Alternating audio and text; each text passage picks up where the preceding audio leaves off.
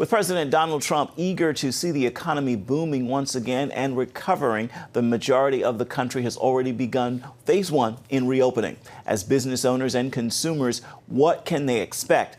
Mark Martin spoke with a financial expert to take a look at what's to come. Dan, what is the biggest challenge that companies and employees will face as they head back to work? Well, I think fear is probably the biggest challenge, Mark, they're going to have to face. And that's why I think treatment is so critically important, that they can go to work knowing that there is a treatment that has been proven that's going to work. Obviously, a vaccine would be ideal, but it has to happen soon.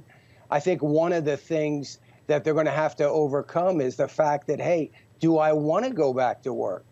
I mean, if I go back to work, I am exposing myself to a risk that maybe has no treatment for. And that apparently is the biggest concern right now, because a lot of the people that are out are saying, you know, I'm not so sure I want to come back just yet. So that's going to be the biggest thing.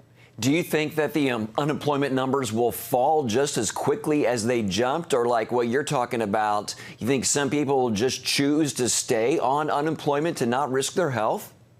Well, I think two things. One is, yes, there are going to be an awful lot of people that are going to stay on unemployment until they feel they have a safe environment to work in. So corporations are going to have to prove that. The other thing is, Mark, that nobody's talking about is corporate America has to be thinking that, hey, there could be another round of this. They're talking that in the fall or the winter, there could be another round. Do I really want to gear up, bring everybody in, get cranked up as fast as we can with the notion that we might not have a vaccine and there may not be an adequate treatment? And I think corporate America themselves are going to take a little bit of a wait and see attitude. So that's going to be another issue that nobody seems to be counting. What about unemployment numbers, you know, as far as them falling, you know, as fast possibly as they jumped? I mean, is that a realistic scenario, or is it going to be more gradual that these unemployment numbers drop? It's definitely going to be gradual. It is not going to drop as quickly as they went up. That's not going to happen. It's going to be way more gradual for those two reasons I just mentioned. Slow employers moving slow, and employees still having some fear and concern. Now, again, we have a great treatment, an adequate treatment, and plenty of it. And we know we have a vaccine coming that could change that. But I don't see that happening anytime soon. Okay. Well, where's the first place we will see a positive impact? Restaurants, retail stores? What do you think? Yeah, I think restaurants and construction are going to be the two big ones. I think we'll see a jump in real estate activity. We're going into the busiest part of the selling and buying season. So we're going to see a jump there. So I would say real estate, restaurants, construction are probably going to pick up the quickest. Okay. How long do you think it's going to be before we get the economy back to where it was before the pandemic?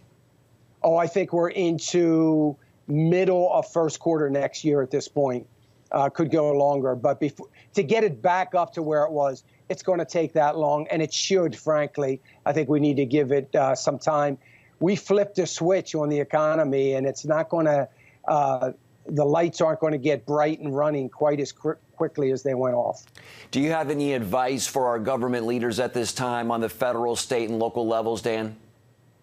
Well, you know, I would tell them, Mark, real simply, and I've told some of them that I have their ear, that, look, we have got to get into this with some sense of security for the employer and the worker, number one. We've got to let them know that we have, we're standing ready to continue to give aid as needed. But the problem is we are now starting to get into this debate between aid for individuals and aid for corporate America. And I think that's where the real rub is going to be. But they have to make it clear that regardless of where we are willing, able, and ready to step in and help get this economy up and running. And the Federal Reserve has been doing an amazing job in doing just that. And hopefully they'll continue to do that. All right. Thank you, Dan. Celia, financial expert. Thank you for your time and your insights, Dan. You're welcome, Mark. Great to be here.